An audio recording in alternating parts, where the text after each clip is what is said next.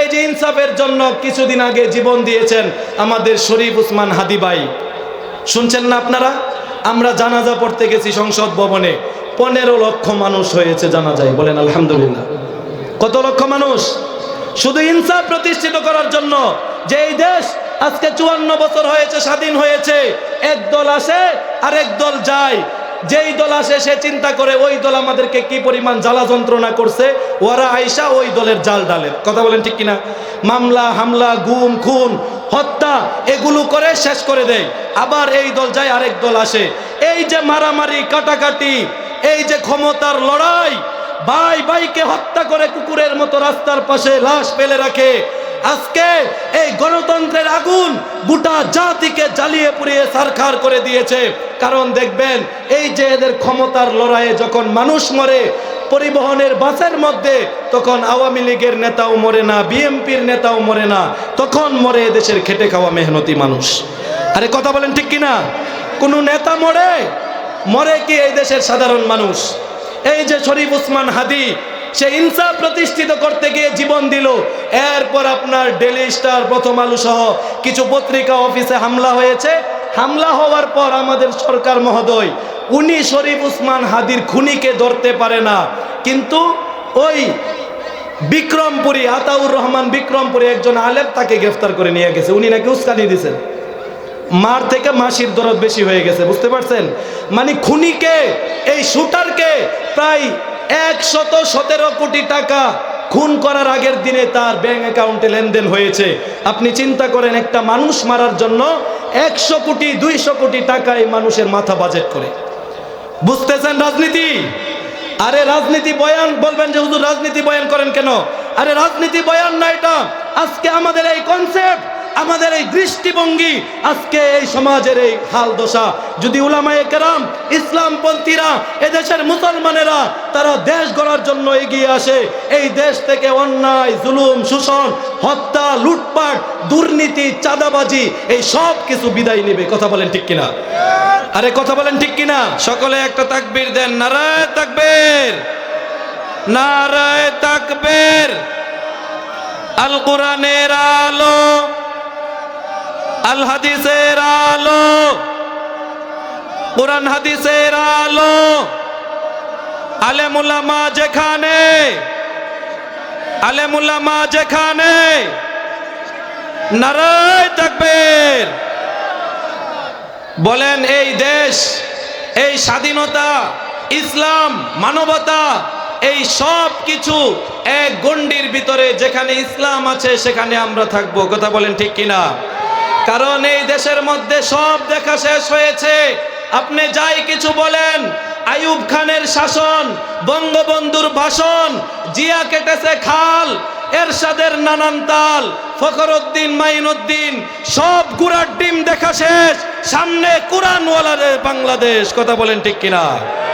কাজেই মুসলমান, আমাদের কথা পরিষ্কার, এই জমিনের মধ্যে আল্লাহর বরত্বের জয়গান যারা গাবে, আল্লাহকে যারা মানবে, আমরা তাদের কথা শুনবো এবং তাদের পথে চলবো। কথা বলেন ঠিক কিনা?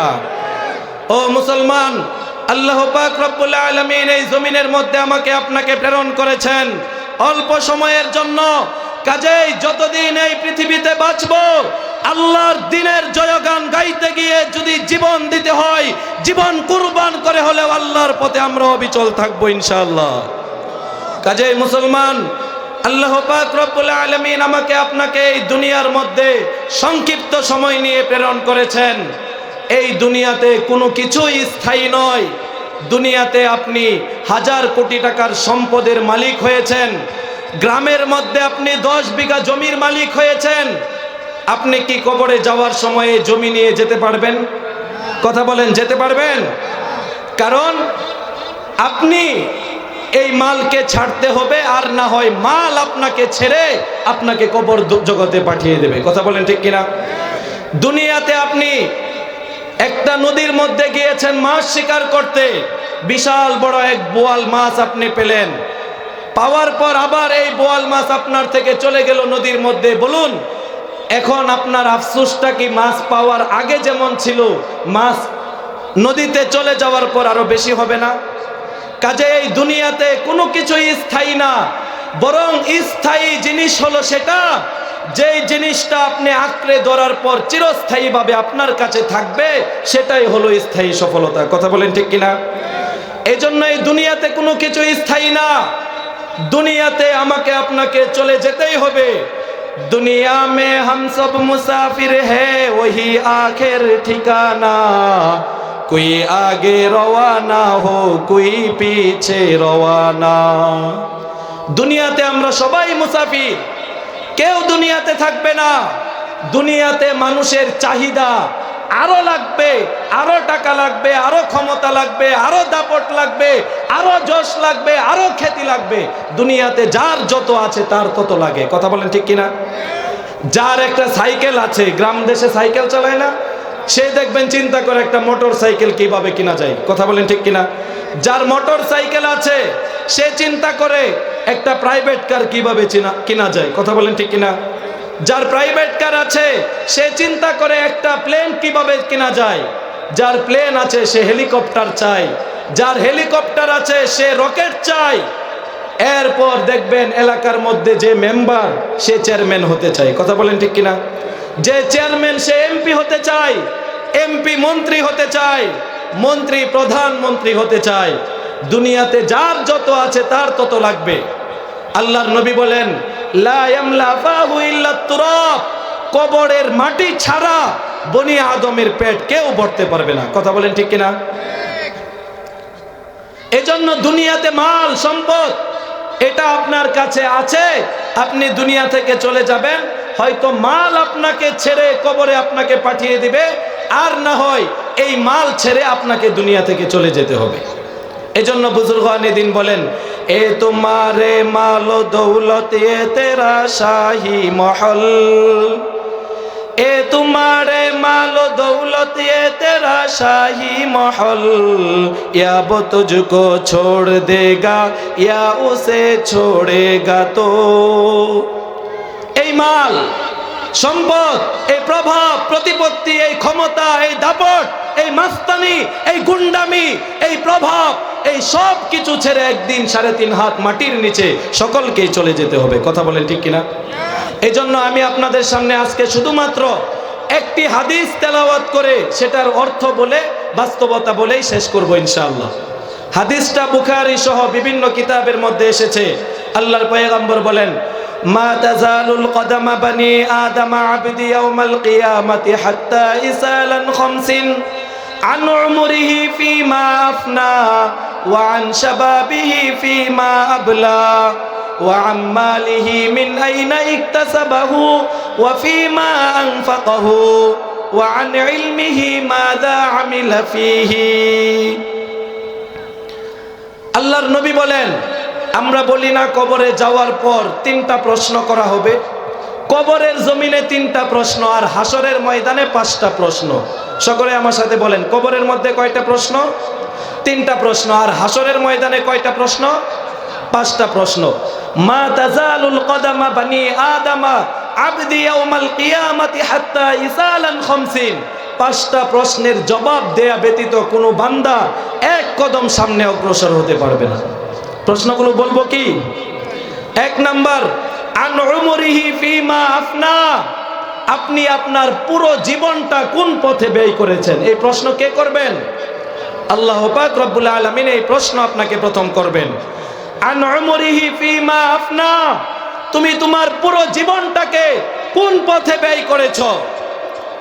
আল্লাহ পাক রব্বুল আলামিন এই সময়ের শপথ করে সূরাতুল আসরে বলেন, ওয়াল আসর, সময়ের শপথ করেছেন আল্লাহ পাক। যেই জিনিসটা অনেক গুরুত্বপূর্ণ সেটা বুঝাতে গিয়ে আমরা দুনিয়াতে 1 বার 2 বার 3 বার বলি না যে ভাই এই জিনিসটা অনেক গুরুত্বপূর্ণ, তুমি এটা অনেক ভালোভাবে আঞ্জাম দিবা। আল্লাহ পাক রব্বুল আলামিনও বান্দাকে একটা জিনিস যখন ভালোভাবে বুঝাতে গিয়েছেন তখন কসম করে বলেছেন। যেমন কোরআনের বিভিন্ন জায়গায় আল্লাহ পাক বিভিন্ন জিনিসের শপথ করেছেন। যেমন সূরাতুত তিন, এখানে শপথ করেছেন ওয়াত-তিন, 3 ফলের শপথ, ওয়াজ-জাইতুন, জাইতুনের শপথ, ওয়াতুরে সিনিন, সিনায়ে পর্বতের শপথ, ওয়াহাদাল বালাদিল আমিন, মক্কা নগরীর শপথ। এই চারটা শপথ করে আল্লাহ পাক বলেন লাকাদ খলাকনাল ইনসান ফি আহসানি তাকওয়িম। এই দুনিয়ার মধ্যে আল্লাহ পাক সবচেয়ে বেশি সুন্দর করে মানব জাতিকে সৃষ্টি করেছেন। পড়েন সুবহানাল্লাহ। এই যে আল্লাহ পাক সূরাতুল বুরুজে শপথ করেছেন, ওয়াস সামাই যাতিল বুরুজ, বুরুজ বিশিষ্ট আসমানের শপথ, ওয়াল ইয়াউমিল মাউউদ, প্রতিশ্রুত দিনের শপথ, ওয়া শাহিদি ওয়া মাশহুদ, আরাফার দিনের শপথ। এইভাবে আল্লাহ পাক বিভিন্ন জায়গায় অনেকভাবে শপথ করেছেন। এর পরের বিষয়টা আল্লাহ পাক অনেক গুরুত্ব সহকারে বুঝিয়েছেন। ওয়াল আসর, সময়ের শপথ করেছেন। সময়ের শপথ কেন করেছেন? এই যে আল্লাহ পাক আমাকে আপনাকে এই 60-70 বছরের একটা সময় দিলেন, একটা হায়াত দিলেন, এই জীবনটা আমি আপনি কোন পথে ব্যয় করেছি, এজন্য আল্লাহ পাক সময়ের একটা শপথ করেছেন। সময়ের শপথের দ্বারা তিনটা অর্থ এখানে উদ্দেশ্য। এক নাম্বার, সময়ের শপথ আল্লাহ পাক এজন্য করেছেন, অতীতে সময়ে সময়ে যাদেরকে আল্লাহ পৃথিবী থেকে ধ্বংস করে দিয়েছেন আল্লাহর নাফরমানি করার জন্য, তাদেরকে বোঝানোর জন্য আল্লাহ সময়ের শপথ করেছেন। কথা বুঝতে পারতেছেন? অতীতে আল্লাহ পাক হযরতে নূহ আলাইহিস সালাতু ওয়াস সালাম 950 বছর ওনার উম্মতকে কালিমার দাওয়াত দিয়েছেন। 950 বছরে মাত্র 60 থেকে 80 জন মানুষ ইসলাম কবুল করছে, আর সবাইকে আল্লাহ পাক নূহ আলাইহিস সালামের দোয়ার বদৌলতে ওদেরকে ধ্বংস করে দিয়েছেন। এরপর কওমে লূত, বর্তমান পৃথিবীর ভূখণ্ড জর্ডানের যে অঞ্চলটা মৃত সাগর, সেই লূত সম্প্রদায়কে আল্লাহ পাক উপর দিয়ে মাটি উঠিয়ে সেখানে ধ্বংস করে সেটাকে নদী বানিয়ে দিয়েছেন। সেই নদীর পানি এখন লবণাক্ত। এরপর আল্লাহ পাক রব্বুল আলামিন আদ সম্প্রদায়, তারা বিশাল প্রভাবশালী ছিল, এক একজনের বডি ছিল 60 গজ লম্বা। তারা সকালবেলা একটা আমান খাসি দিয়ে সকালের নাস্তা করত, দুপুরে একটা বিশাল গরু দিয়ে গাবি দিয়ে দুপুরের খাবার খেত। এরপর আমরা এলাকাতে দেখেন না, মানুষ ঝগড়া লাগলে মারামারি করতে চাইলে বাঁশ নিয়ে যায়, কাঠ নিয়ে যায়, তারপর দা নিয়ে যায়, সোল নিয়ে যায়, আমরা ত্রিশালের ভাষায় যেটা বলি। কিন্তু তারা ঝগড়া করতে যেত বিশাল লম্বা লম্বা গাছ, এটা টান দিয়ে শিকড় থেকে উপড়িয়ে হাতে করে নিয়ে মানুষের উপরে আঘাত করত। কতটা শক্তিশালী জাতি তারা ছিল। এই জাতি আল্লাহকে অস্বীকার করার কারণে তাদেরকে আল্লাহ পাক পৃথিবী থেকে ধ্বংস করে দিয়েছেন। এরপরে হযরতে শুআইব আলাইহিস সালামের সম্প্রদায় মাদায়ানবাসী, তাদেরকে একটা অপরাধের কারণে আল্লাহ দুনিয়া থেকে ধ্বংস করে দিয়েছেন, সেটা হলো তারা ওজনে কম দিত। বর্তমানে আমাদের সমাজে এমন দোকানদার আছে না যারা ওজনে কম দেয়? দানের ব্যবসায়ীরা দেখবেন দান মাপে সময় ওই কেজির পাল্লাটা একটু এদিক সেদিক করে ধরে দান চুরি করতেছে, হয় কিনা এরকম? এইভাবে একটা জাতি, শুআইব আলাইহিস সালামের জাতি, তারা ওজনে কম দেওয়ার কারণে আল্লাহ পাক তাদেরকে আগুনের বৃষ্টি দিয়ে এই পৃথিবী থেকে বিদায় করে দিয়েছেন। এই জন্য আল্লাহ পাক সময়ের শপথ করেছেন যে দেখো, অতীতে সময়ে সময়ে যাদেরকে আমি পৃথিবীর মানচিত্র থেকে ধ্বংস করে দিয়েছি, নিশ্চিহ্ন করে দিয়েছি, তাদের থেকে তোমরা শিক্ষা গ্রহণ করে তোমাদের যে এই 60-70 বছরের সময় জীবনে দিয়েছি এটার মূল্যায়ন করো। কথা বুঝতে পেরেছেন? আমাদের গ্রাম্য ভাষায় আছে না, অতীত থেকে যে শিক্ষা গ্রহণ না করে ভবিষ্যতের জন্য তার পস্তাতে হয়। কথা বলেন ঠিক কিনা? এই জন্য আল্লাহ পাক রব্বুল আলামিন অতীতের এই সমস্ত জাতির ইতিহাস কুরআনের মাধ্যমে আমাদের সামনে তুলে ধরেছেন। এরপরে আমরা দেখেন হেদায়েত পেয়েছি আল্লাহ পাক রব্বুল আলামিনের পক্ষ থেকে, কিন্তু ওই সমস্ত নবীর যারা উম্মত ছিল তাদের কপালে হেদায়েত পর্যন্ত জুটে নাই। হযরতে বেলাল হাবশী রাদিয়াল্লাহু তাআলা আনহু, উনি নবীজির সামনে গিয়ে একদিন মুস্কি হাসতেছেন। আল্লাহর নবী বলেন যে বেলাল তুমি হাসো কেন? হযরতে বেলাল রাদিয়াল্লাহু তাআলা আনহু বলতেছেন যে হে আল্লাহর পয়গম্বর, হেদায়েতের মালিক আপনি না বরং আল্লাহ পাক, এজন্য আমার মতো কালো হাবশী বেলাল হেদায়েত পাইছে। যদি আপনি হেদায়েতের মালিক হতেন তাহলে আমার মতো এই হাবশার কালো বেলালের উপর হেদায়েত জুটতো না, বরং হেদায়েত সর্বপ্রথম আপনার চাচা আবু তালেব পেত। কথা বলেন ঠিক কিনা? মরণের সময় আবু তালেব নবীজির সুখে দুঃখে আপদে বিপদে যতদিন আবু তালেব দুনিয়াতে বেঁচে ছিলেন নবীজির উপরে আঘাত করার ক্ষমতা কোনো কাফেরের ছিল না। মরণের সময় নবীজি আবু তালেবকে পিড়াপিড়ি করতেছিলেন যে হে চাচা, আপনি একটা বার বলেন লা ইলাহা ইল্লাল্লাহ মুহাম্মাদুর রাসূলুল্লাহ বলতে হবে না, তাহলেও মরণের পর আমি সুপারিশ করার একটা মাধ্যম পেয়ে যাব। তখন আবু জাহাল, উতবা, সাইবা, মক্কার বড় বড় কুফফারে কুরাইশ তারা বলল যে সারা জীবন বাপদাদার ধর্মের উপর অটল থেকে এখন আপনি মারা যাবেন, আপনার তো নাক কাটা যাবে। এমন সময় আল্লাহ পাক এরপরেও নবীজি পিড়াপিড়ি করতেছিলেন যে হে চাচা, একটা বার শুধু বলেন লা ইলাহা ইল্লাল্লাহ মুহাম্মাদুর রাসূলুল্লাহ বলতে হবে না। এরপরে আল্লাহ পাক ধমক দিয়ে কোরআনের আয়াত নাজিল করলেন, ইন্নাকা লা তাহদি মান আহবাবতা ওয়ালাকিন্নাল্লাহা ইয়াহদি মাইয়াশা, যে হে নবী, হেদায়েতের মালিক আপনি নন, বরং আপনি যাকে ভালোবাসেন তাকে হেদায়েত দিতে পারবেন না, বরং আমি আল্লাহ যাকে ভালোবাসি তাকেই আমি হেদায়েত দান করব। পড়েন না সুবহানাল্লাহ। এজন্য বলেন হেদায়েতের মালিক কে? এটা আল্লাহর পক্ষ থেকে বিশাল এক নিয়ামত। হযরতে নূহ আলাইহিস সালাতু ওয়াস সালাম আল্লাহর পয়গম্বর ছিলেন, তার ছেলে কেনান সে ছিল কাফের। লূত আলাইহিস সালাম আল্লাহর পয়গম্বর ছিলেন, তার স্ত্রী ছিল কাফের। হযরতে আসিয়া আলাইহিস সালাতু ওয়াস সালাম উনি ছিলেন একজন পাক্কা মুমিনা মহিলা, আর তার স্বামী ছিল পৃথিবীর জগৎ বিখ্যাত একজন কাফের ফেরাউন। হযরত ইব্রাহিম আলাইহিস সালাতু ওয়াস সালাম আল্লাহর পয়গম্বর ছিলেন, তার বাবা আযর ছিল কাফের। এজন্য হেদায়েতের মালিক কে বলেন? একমাত্র হেদায়েতের মালিক কে? এজন্য অতীত থেকে শিক্ষা নিয়ে আমাদেরকে হেদায়েত গ্রহণ করতে হবে।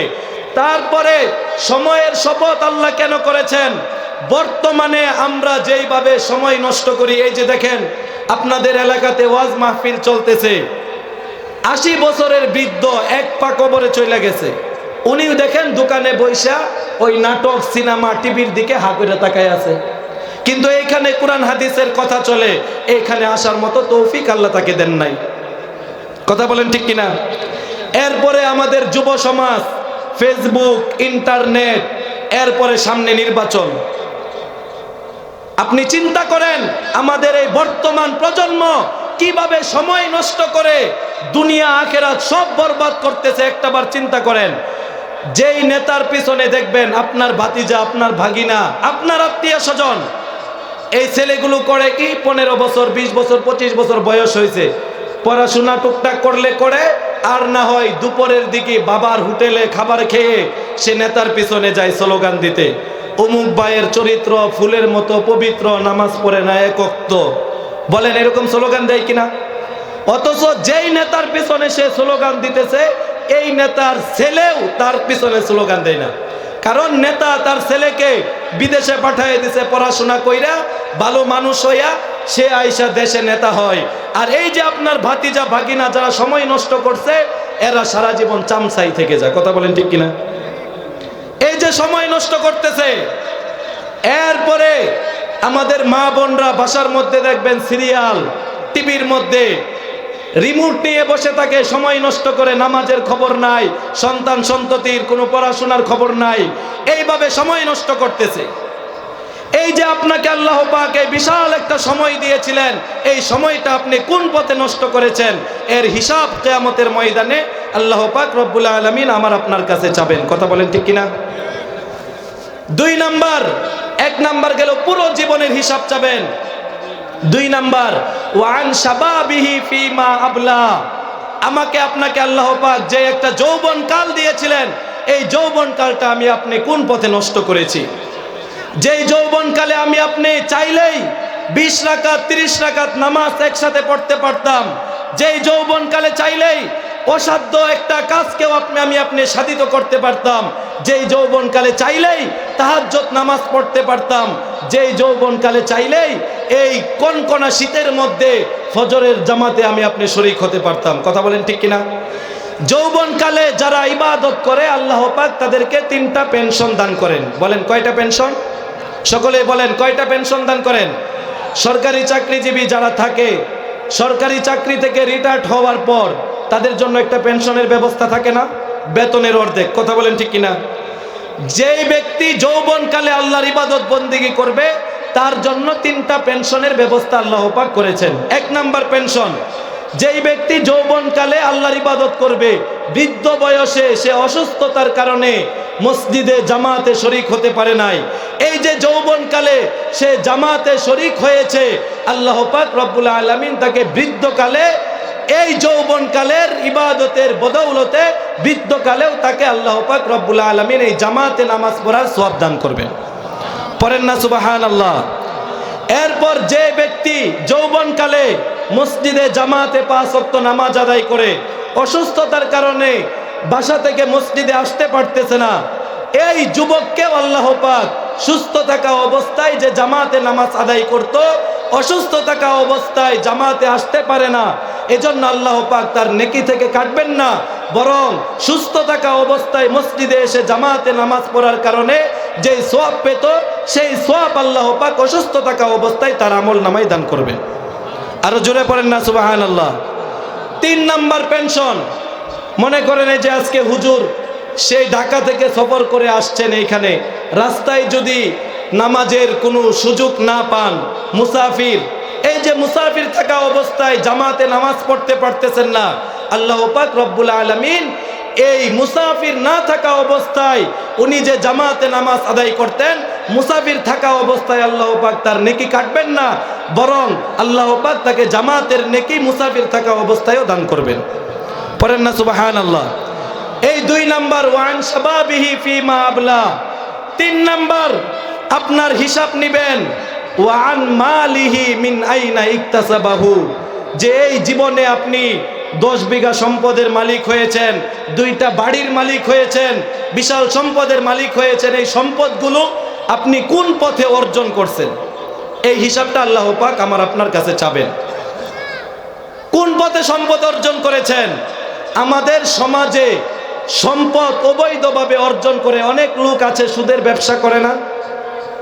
এরপরে অনেক ব্যবসায়ী আছে যারা হারামভাবে ব্যবসা করে না?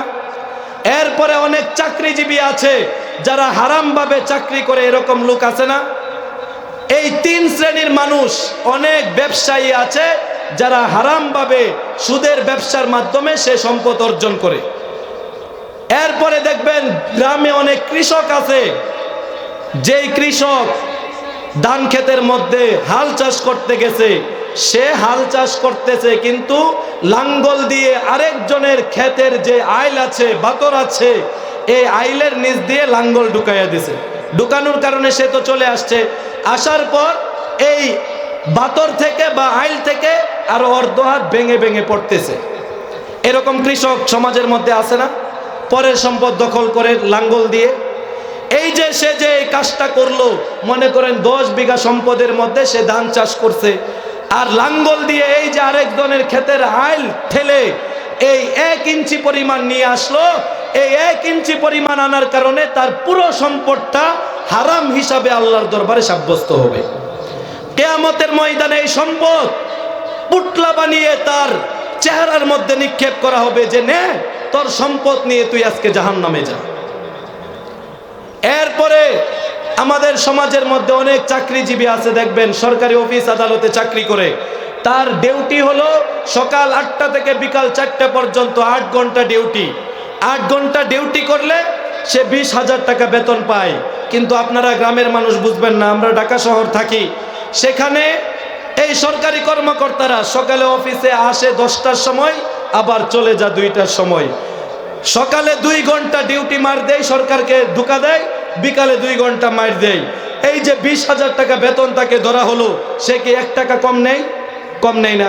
কিন্তু এই যে সময় নষ্ট করলো এবং সে যথাযথভাবে 8 ঘন্টা ডিউটি করলো না, এই ডিউটি না করার কারণে 20,000 টাকা বেতন এই পুরোটাই তার হারাম হয়ে যাবে। বলেন না নাউজুবিল্লাহ। ওয়া আমালিহি মিন আইনা ইকতাসাবাহু।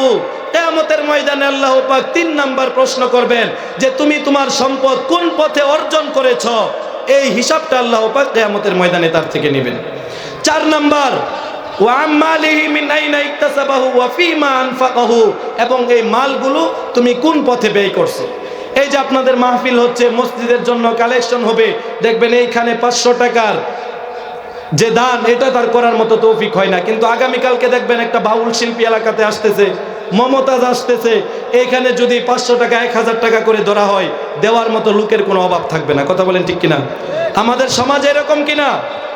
কিয়ামতের ময়দানে 4 নাম্বার প্রশ্ন আল্লাহ পাক আপনাকে করবেন যে তুমি এই সম্পদগুলো কোন পথে তুমি ব্যয় করেছো। 5 নাম্বার, ওয়ান ইলমিহি মাযা আমিলা ফীহি, যতটুকু ইলম আমি আপনি অর্জন করেছি, এই ইলমের উপর কতটুকু আমল করেছি।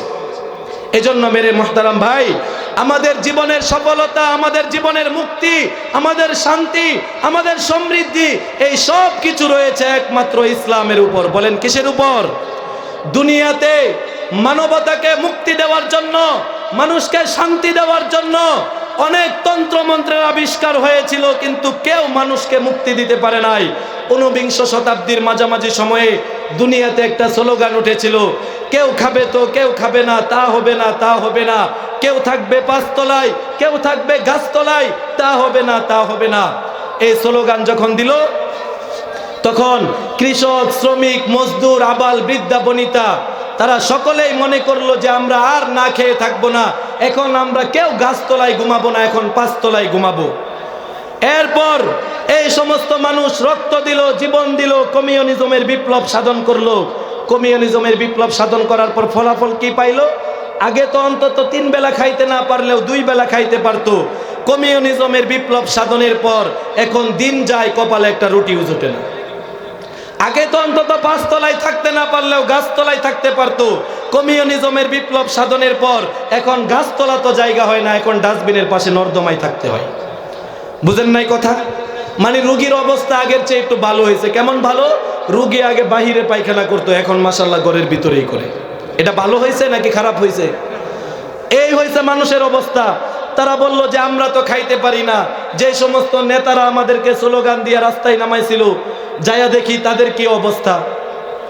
এটা আপনি ভালো করে অনুমান করে নেবেন। বর্তমান যারা নেতা, যে ভোটের আগে ওয়াদা করে যে আমি সামনের নির্বাচনে একটা অমুক বাক্স নিয়ে দাঁড়াইছি, সবাই যদি আমাকে ভোট দিয়া পাশ করান, না খেয়ে কেউ মরবেন না, কি খায়া মরবেন তাও বলে না। কিন্তু ভোটের পরে এই স্লোগান সব শেষ। অথচ আল্লাহ নিজে ওয়াদা করতেছেন, ওয়ালাউ আন্না আহলাল কুরা আমানু ওয়াত্তাকাউ লাফাতাহনা আলাইহিম বারাকাতিম মিনাস সামাই ওয়াল আরদ।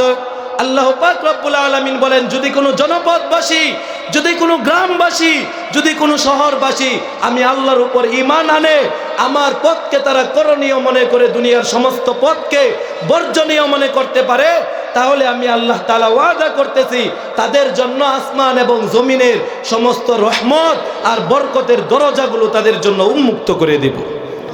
আরো জোরে পড়েন সুবহানাল্লাহ। আল্লাহর ওয়াদা মানুষ বিশ্বাস করে না, এই মানুষের সাধারণ ওয়াদা করে, এগুলো বিশ্বাস করে। তাহলে মানুষের কপালে অধপতন হইতো না তো কি হইতো বলেন? তো বলতেছিলাম, এই কমিউনিজমের লোকেরা তারা বললো আমরা তো খাইতে পারি না, দেখি নেতাদের কি অবস্থা। যায়া দেখে নেতাদের ঘরের দরজা বন্ধ। তারপর বলল যে ঘরের দরজা বন্ধ করে বসে আছো। এই সমস্ত মেহনতি মানুষেরা ঘরের দরজা ভেঙে ভিতরে প্রবেশ করলো। প্রবেশ করার পর দেখলো নেতারা বসে বসে বড় বড় মুরগির রান খায়। দেখছেন কর্মীদের অবস্থা আর নেতাদের অবস্থা। কর্মীরা খাইতে পারে না, রক্ত দিয়া, জীবন দিয়া রাস্তা থেকে একটা মরে শেষ, আর ঘরের দরজা বন্ধ করে বসে বসে নেতারা বড় বড় মুরগির রান খায়। ওই সমস্ত মেহনতি মানুষেরা বলল, ওরে বাটপারের দল, আমাদেরকে স্লোগান দিয়া রাস্তায় নামায় আমাদের রক্ত নিলি, জীবন নিলি, আমরা কমিউনিজমের বিপ্লব সাধন করলাম, আমরা না খায়া মরি আর ঘুমাইতে পারি না, রাস্তা তো নর্দমায় থাকি, আর তোরা ঘরে বসে বসে বড় বড় মুরগির রান খাস। তোদের এই বাটপাড়ির কমিউনিজমের দরকার নাই। ওই সমস্ত মেহনতি মানুষেরাই আবার কমিউনিজমের বিরুদ্ধে মাঠে নামলো। কমিউনিজম বিপ্লবের মহানায়ক লেনিনের 10 তলার মূর্তির গলার মধ্যে রশি পেঁচিয়ে আটলান্টিক মহাসমুদ্রের। এজন্য দুনিয়ার কোনো তন্ত্র মন্ত্র মানুষকে মুক্তি দিতে পারে না। মুক্তি দিতে পারে একমাত্র কে বলেন? সোনার মদিনার ইসলাম, নবীর আদর্শই একমাত্র মানবতাকে মুক্তি দিতে পারে। কথা বলেন ঠিক কিনা? এজন্য আল্লাহ পাক রব্বুল আলামিন সূরাতুল আহজাবের 21 নম্বর আয়াতে ঘোষণা করেন, লাকাদ কানা লাকুম ফি রাসূলিল্লাহি উসওয়াতুন হাসানাহ। আরব, আজম, প্রাচ্য, পাশ্চাত্য, ইউরোপ, আমেরিকা, আফ্রিকা, এশিয়া, মধ্যপ্রাচ্য, মিডল কান্ট্রি সহ তথা সর্বকালের সকল যুগের সকল ধর্মের সকল মানুষের জন্য মুহাম্মাদুর রাসূলুল্লাহর মধ্যে রয়েছে উত্তম আদর্শ। কথা বলেন ঠিক কিনা? একটা ছোট্ট ঘটনা বলি। নবীজি সাল্লাল্লাহু আলাইহি ওয়াসাল্লাম খন্দকের যুদ্ধে, দেখেন বর্তমান নেতাদের অবস্থা আর নবীর অবস্থা কেমন ছিল। খন্দকের যুদ্ধে, সংক্ষিপ্তভাবে বলতেছি 1-2 মিনিটে, খন্দকের যুদ্ধে 3000 সাহাবী নিয়ে নবী মাটি খনন করতেছেন, মদিনাকে পাহারা দিতে হবে। কাফেররা একজোট হয়ে মদিনায় আক্রমণ করবে, মদিনা উড়িয়ে দিবে। মক্কার কাফেররা, ইহুদিরা, মুশরিক সব একসাথে হয়েছে। একদিকে মদিনার পাহাড়, আরেক দিক দিয়ে সমুদ্র, আরেক দিক দিয়ে খেজুরের বাগান।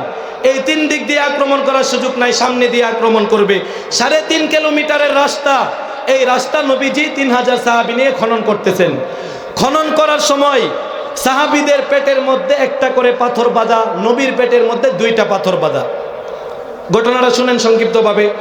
এই সময় জাবের রাদিয়াল্লাহু তাআলা আনহু, উনি বাসায় গিয়ে বলতেছেন তার আহলিয়াকে যে দেখো, নবীজি সহ 3000 সাহাবী না খেয়ে পেটের মধ্যে পাথর বাঁধছে, নবীজির জন্য অন্তত আমার বাসার মধ্যে কিছু খাবারের ব্যবস্থা করো।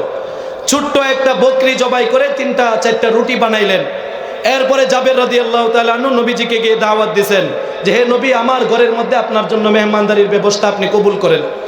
নবীজি 3000 সাহাবায়ে কেরামকে বলতেছে, হেই সকলেই চলো, জাবের আমাদের জন্য মেহমানদারির ব্যবস্থা করেছে, আমরা মেহমানদারি গ্রহণ করি। উনি তো আসমান থেকে জমিনে পড়ছে যে আমি করছি একজনের, আর উনি 3000 নিয়ে আসছে। চিন্তা করেন। এরপরে গেলেন, যাওয়ার পর বিশাল ময়দানের মধ্যে 3000 সাহাবায়ে কেরাম বসলেন।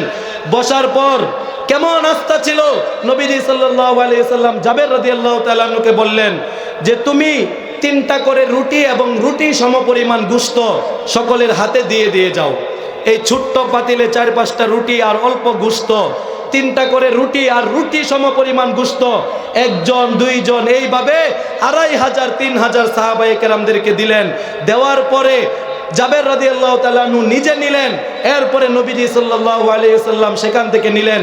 নেওয়ার পর দেখলেন যেই রুটি আনছিলেন সেই রুটি রয়েছে এবং যেই পরিমাণ গোশত এনেছিলেন সেই গোশত যেভাবে এনেছিলেন সেইভাবেই রয়েছে। আরে পড়েন না সুবহানাল্লাহ। আজকে দুনিয়ার নেতাদের কথা আমরা শুনি, নবীর আদর্শ ফলো করি না, আমাদের জীবনে বরকত আসবে? বলেন।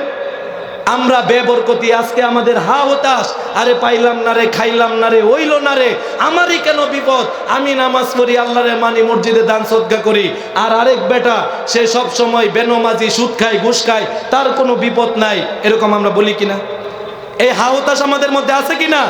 কিন্তু আজকে আমি আপনি নবীর আদর্শটাকে ফলো করতে পারতেছি না। বরকত কিভাবে আসবে আমাদের জীবনে? কারণ বরকত তো আমি আপনি ঘর থেকে বের করে দিয়েছি। এজন্য মেরে মুহতারাম ভাই, বরকত যদি পেতে চান নবীর আদর্শ অনুসরণ করা ছাড়া কোনো উপায় নেই। নবীজি সমাজের মধ্যে ইনসাফ কিভাবে প্রতিষ্ঠিত করেছিলেন, এই যে ইনসাফের জন্য কিছুদিন আগে জীবন দিয়েছেন আমাদের শরীফ উসমান হাদি ভাই। শুনছেন না আপনারা? আমরা জানাজা পড়তে গেছি সংসদ ভবনে, 15 লক্ষ মানুষ হয়েছে জানাজায়। বলেন আলহামদুলিল্লাহ। কত লক্ষ মানুষ? শুধু ইনসাফ প্রতিষ্ঠিত করার জন্য। যে এই দেশ আজকে 54 বছর হয়েছে, স্বাধীন হয়েছে, এক দল আসে আর এক দল যায়। যেই দল আসে সে চিন্তা করে ওই দল আমাদেরকে কি পরিমাণ জ্বালা যন্ত্রণা করছে, ওরা আইসা ওই দলের জাল ডালে। কথা বলেন ঠিক কিনা? মামলা, হামলা, গুম, খুন, হত্যা এগুলো করে শেষ করে দেয়। আবার এই দল যায়, আরেক দল আসে। এই যে মারামারি, কাটাকাটি, এই যে ক্ষমতার লড়াই, ভাই ভাইকে হত্যা করে কুকুরের মতো রাস্তার পাশে লাশ ফেলে রাখে। আজকে এই গণতন্ত্রের আগুন গোটা জাতিকে জ্বালিয়ে পুড়িয়ে ছারখার করে দিয়েছে। কারণ দেখবেন এই যে এদের ক্ষমতার লড়াইয়ে যখন মানুষ মরে পরিবহনের বাসের মধ্যে, তখন আওয়ামী লীগের নেতাও মরে না, বিএনপির নেতাও মরে না, তখন মরে এদেশের খেটে খাওয়া মেহনতি মানুষ। আরে কথা বলেন ঠিক কিনা? কোন নেতা মরে? মরে কি এই দেশের সাধারণ মানুষ। এই যে শরীফ উসমান হাদি, সে ইনসাফ প্রতিষ্ঠিত করতে গিয়ে জীবন দিল। এরপর আপনার ডেইলি স্টার, প্রথম আলো সহ কিছু পত্রিকা অফিসে হামলা হয়েছে। হামলা হওয়ার পর আমাদের সরকার মহোদয়, উনি শরীফ উসমান হাদির খুনিকে ধরতে পারে না, কিন্তু ওই বিক্রমপুরী আতাউর রহমান বিক্রমপুরী একজন আলেম, তাকে গ্রেফতার করে নিয়ে গেছে। উনি নাকি উস্কানি দিয়েছেন, মার থেকে মাসির দরদ বেশি হয়ে গেছে, বুঝতে পারছেন? মানে খুনিকে, এই শুটারকে প্রায় 117 কোটি টাকা খুন করার আগের দিনে তার ব্যাংক অ্যাকাউন্টে লেনদেন হয়েছে।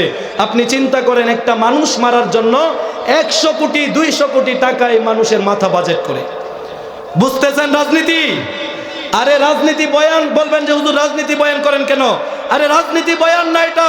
আজকে আমাদের এই কনসেপ্ট, আমাদের এই দৃষ্টিভঙ্গি, আজকে এই সমাজের এই হাল দশা, যদি উলামায়ে কেরাম, ইসলামপন্থীরা, এদেশের মুসলমানেরা তারা দেশ গড়ার জন্য এগিয়ে আসে, এই দেশ থেকে অন্যায়, জুলুম, শোষণ, হত্যা, লুটপাট, দুর্নীতি, চাঁদাবাজি এই সব কিছু বিদায় নেবে। কথা বলেন ঠিক কিনা?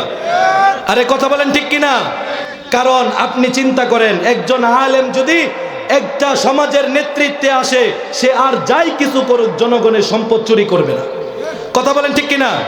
আরে মিয়া, মসজিদের মধ্যে একটা জুতা চোর ধরা খেলে এরে আপনি 5টা লাথি দেন, 10টা বাড়ি দেন, সে কি চুরি করছে? 100 টাকা 200 টাকার জুতা চুরি করছে।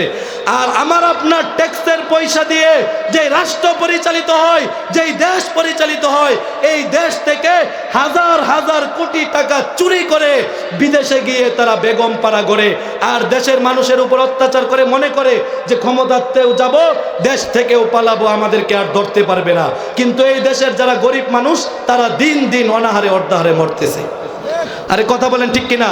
বলবেন হুজুর রাজনীতি, আমি কি কোনো দলের পক্ষে বা বিপক্ষে কথা বলতেছি, নাকি এই দেশের যে বর্তমান পরিস্থিতি, এই পরিস্থিতি নিয়ে আপনাদের সামনে বলতেছি? এজন্য আমার আপনার নিজের পরিবর্তন হওয়া দরকার। আমরা বলি না, নিজে ভালো তো জগৎ ভালো। আজকে আমি আপনি যে ব্যক্তিটাকে সমর্থন দিতেছি, সেই ব্যক্তির সমর্থন পাওয়ার পর যদি সমাজের মধ্যে কোনো অন্যায় করে, এই ব্যক্তি অন্যায় করার কারণে যেই পাপ হবে তার, আপনি তাকে সমর্থন দিয়ে সমাজের নেতা বানাইছেন, এই পাপের একটা অংশ আপনার আমলনামায়ও যাবে। কথা বুঝতে পেরেছেন? আপনার সন্তানকে কোরআনের হাফেজ বানাইছেন, এই যে আমার আব্বা আছে মঞ্চের মধ্যে, আমাকে আলেম বানাইছেন, এই যে আমি যে মসজিদে মহাখালী জুমার নামাজ পড়াই, মাদ্রাসার খেদমত করি, এই যে আপনাদের সামনে বয়ান করতেছি, উনি যদি মারা যায়, কবরে যাওয়ার পর উনার আমল নামায় নেক সন্তান রেখে যাওয়ার কারণে একটা সওয়াবের অংশ উনার আমল নামায় আজীবন কিয়ামত পর্যন্ত পৌঁছতে থাকবে। নেকের অংশটা যেইভাবে পৌঁছবে, উনি যদি আমাকে আজকে একটা গুন্ডা মাস্তান বানায়া যাইতেন এলাকার, আমি যত পাপ করতাম এই পাপের একটা অংশ উনার আমল নামায় পৌঁছতো। আরে বুঝতে পেরেছেন কথা?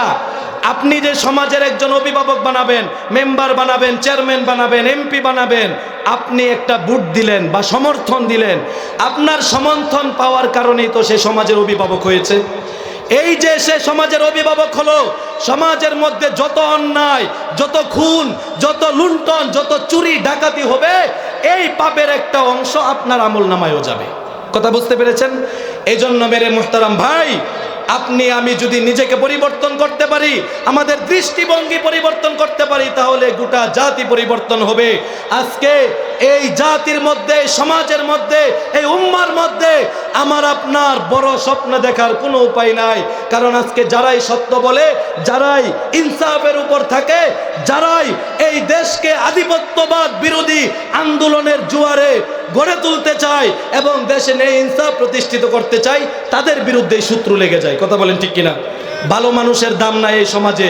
যে সমাজের মধ্যে ভালো মানুষের মূল্যায়ন করতে পারবে না, আল্লাহ ওই সমাজের মধ্যে ভালো মানুষ দিবেন না। এই যে দেখেন, ভারত আমাদেরকে যে সুবিধা দেয়, আগে আমরা বলতাম না ভারত থেকে পেঁয়াজ না আসলে না খায় মারা যাব, বলছি কিনা? কিন্তু এখন ভারতে পেঁয়াজ আসে না, আমরা না খায় মারা যাই। রিজিকের মালিক কে বলেন? এজন্য ভারত নিজের স্বার্থ ছাড়া আমাদের এই বাঙালিদের কোনো উপকার করে নাই। তার স্বার্থটাকে আগে প্রাধান্য দিয়েছে, এরপর সে আমাদের উপকার করার চেষ্টা করেছে। কাজেই মাওলানা ভাসানী বলেছিলেন, ভারত আমাদের শত্রু। এই ত্রিপুরা, মেঘালয়, আসাম, পশ্চিমবঙ্গ এগুলো যতদিন পর্যন্ত বাংলাদেশের মানচিত্রের অন্তর্ভুক্ত না হবে, ততদিন পর্যন্ত এই স্বাধীনতা পূর্ণতা পাবে না। কাজেই মুসলমান পরিষ্কার ভাষায় বলতে চাই, গজওয়ায়ে হিন্দ আসন্ন, এক বিশাল লড়াই হবে। লড়াই, সেই লড়াইয়ের ময়দানে নবীজি বলেছেন, গজওয়াতুল হিন্দে এখানে যুদ্ধ হবে মুসলমান আর হিন্দুদের। কাদের বলেন? মুসলমান আর হিন্দুদের। এই যুদ্ধের মধ্যে যারাই অংশগ্রহণ করবে, শহীদ হতে হবে না, যারাই অংশগ্রহণ করবে তাদেরকে আল্লাহ পাক রব্বুল আলামিন বিনা হিসাবে জান্নাত দান করবেন। আরো জোরে পড়েন না সুবহানাল্লাহ। কাজেই গজওয়ায়ে হিন্দ আসন্ন, এক বিশাল লড়াই হবে, লড়াই। সেই লড়াইয়ের ময়দানে এক পক্ষে থাকবে কুফর, আর এক পক্ষে থাকবে ঈমান, এক পক্ষে থাকবে শিরক, আর এক পক্ষে থাকবে তাওহীদ, এক পক্ষে থাকবে হক, আর এক পক্ষে থাকবে বাতিল। সেই বাতিলের বিরুদ্ধে, সেই কুফরের বিরুদ্ধে, সেই শিরকের বিরুদ্ধে রক্ত দিতে হলে রক্ত দিয়ে, জীবন দিতে হলে জীবন দিয়ে, শাহাদাতের তামান্না নিয়ে সেই শহীদের রণাঙ্গনে শামিল হতে আমরা কারা কারা প্রস্তুত রয়েছি? হাত তুলে দেখাই। নারায়ে তাকবীর, নারায়ে তাকবীর। আল কোরআনের আলো, আল হাদিসের আলো, আলেম উলামা যেখানে, নারায়ে তাকবীর। এজন্য মেরে মুহতারাম ভাই, শাহাদাতের মৃত্যু সব সময় বুকে লালন করেন। আল্লাহর পয়গম্বরের সাহাবী হযরত ওমর ফারুক রাদিয়াল্লাহু তাআলা আনহু সব সময় দোয়া করতেন, আল্লাহুম্মা রযুকনি শাহাদাতান ফি সাবিলিক ওয়াজআল মাউতি ফি বালাদি রাসূলিক। হে আল্লাহ, মরতে তো হবেই, একদিন এই পৃথিবী থেকে চলে যাব, কিন্তু তুমি আমাদেরকে শাহাদাতের মৃত্যু দান করো। শাহাদাতের মৃত্যুটা হলো এমন, আপনি এখানে মারা গেলেন, সামনে আপনাদের একটা ব্রিজ, এই ব্রিজ পার হলে আপনার বাড়িতে যাবেন। শাহাদাতের মৃত্যুটাও এমন, এই পারে আপনার মৃত্যু হবে, ওই পারে আল্লাহর সাথে আপনার সাক্ষাৎ হয়ে যাবে। কথা বলেন ঠিক কিনা? পড়েন সুবহানাল্লাহ। এই জন্য সব সময় আমাদের দিলের তামান্না থাকা দরকার শাহাদাতের মৃত্যু। কাজেই মুসলমান, আমরা অন্যায়ের বিরুদ্ধে কথা বলবো, অসত্যের বিরুদ্ধে কথা বলবো, আমরা সুদ, ঘুষ, জুলুম, শোষণ, হত্যা, লুণ্ঠন, দুর্নীতি, চাঁদাবাজি এগুলোর বিরুদ্ধে কথা বলবো। আমাদের এই প্রিয় বাংলাদেশ 5 বার দুর্নীতিতে বিশ্ব চ্যাম্পিয়ন হয়েছে। বলেন না নাউজুবিল্লাহ। শেষ করে দিচ্ছি অল্প সময়। এই যে দুর্নীতি, চাঁদাবাজি, এগুলো যদি পরিবর্তন করতে হয়, এই দেশের রাষ্ট্র ক্ষমতায় ইসলামকে আনতে হবে। কাকে আনতে হবে? এজন্য সামনে নির্বাচন। আমি কোনো দলের দালালিও করতেছি না, দলের পক্ষেও কথা বলতেছি না। সমর্থনটা আপনি বিবেক দিয়ে বিবেচনা করে তারপরে দিয়েন, কাকে দিতেছি, কাকে বানাইতেছি, এ ভালো করবে নাকি ও ভালো করবে, কারণ কিয়ামতের ময়দানে আল্লাহর কাছে আপনাকে জবাবদিহি করতে হবে। কাজে মেরে মুহতারাম ভাই, ভারতের কথা বলতেছিলাম, কিছুদিন পর পর সীমান্তের ওপর প্রান্ত থেকে আবদার জানাই যে খুলনা থেকে সিলেট পর্যন্ত আমাদেরকে দিয়ে দিতে হবে, সেন্ট মার্টিন আমাদেরকে দিয়ে দিতে হবে। আমাদের জানতে মনে চায়, এটা কি মামুর বাড়ির আবদার? কথা বলেন, এটা কি মামুর বাড়ির আবদার? কাজে পরিষ্কার ভাষায় বলতে চাই, সীমান্তের অপর প্রান্ত থেকে যদি দাদা বাবুরা আমার এই স্বাধীনতা সার্বভৌমত্বের 1 ইঞ্চি মাটির উপর চোখ তুলে তাকাবার চেষ্টা করে, সেই চোখ উপড়ে ফেলবার হিম্মত আছে কিনা?